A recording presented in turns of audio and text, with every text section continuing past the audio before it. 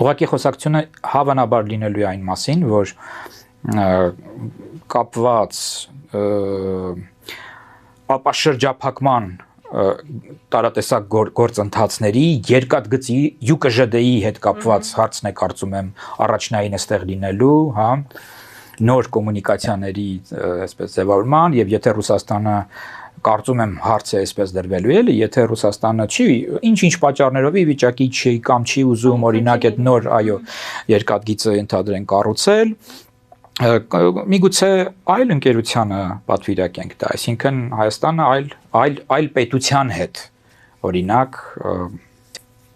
պայմանագիր կնքի այս առումով, հա, ինձ թվում է սա է լինելու հիմնական խոսակցությունը